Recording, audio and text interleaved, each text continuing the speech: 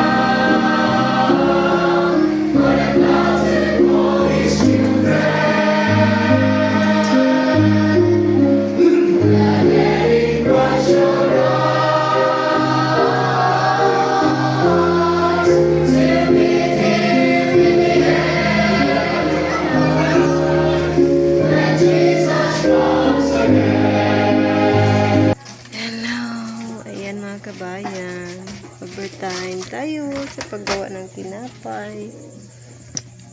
May order kasi kami binangkal. Saka nagchat din yung si Ate Babet, magpapa-deliver ng tinapay. So dalawa yung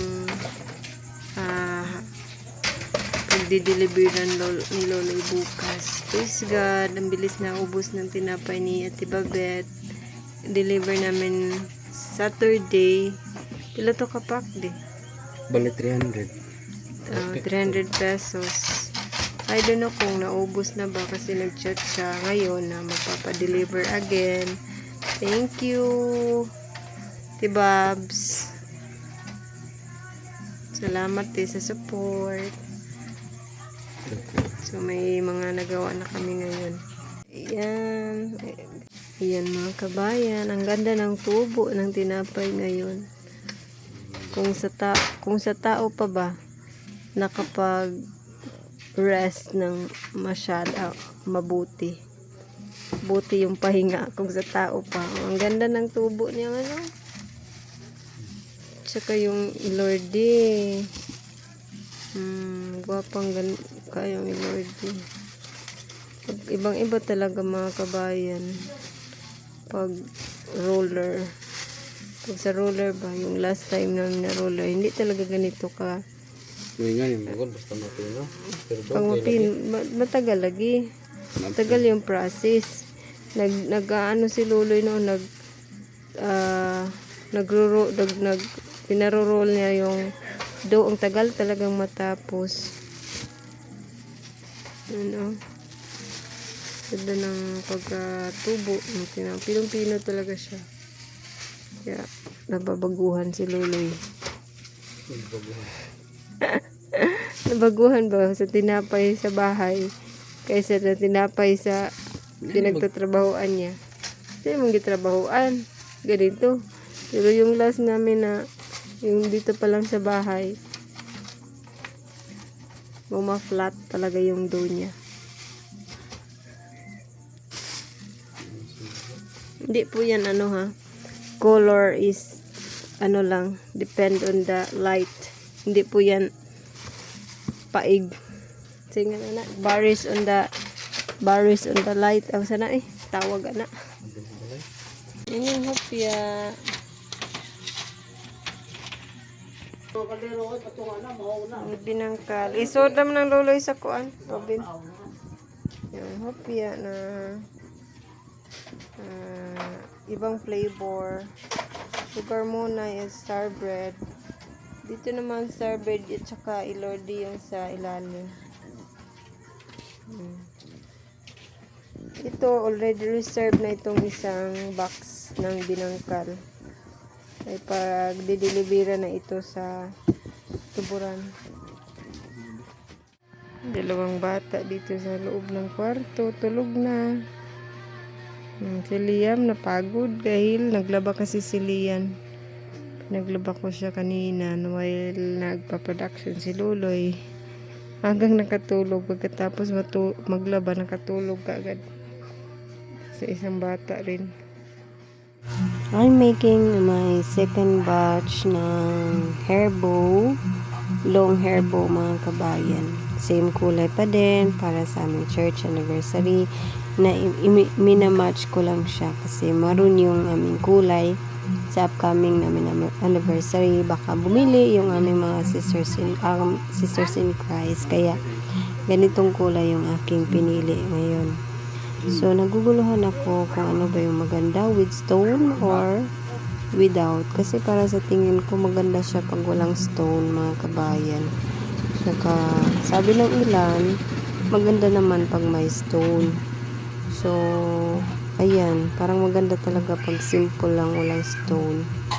Pero, magandang tingnan yung sparkling ng stone, kaya siguro nagagandahan yung ilan. So, nyo po mga kabayan, pahingi naman ng suggestions kung ano yung maganda. Yung may stone ba or walang stone. Yung ganyan na lang yung ginawa ko sa parang maliit na rhinestone kasi may ano ako dyan, may kanang dumi ba, parang tinakpan ko lang yung nadumihan kasi ng glue gun, ayaw na matanggal, kaya ginanyan ko na lang yung style lang paglagay ko ng maliliit na stone. So thank you again mga kabayan, thank you for watching. God bless us all everyone.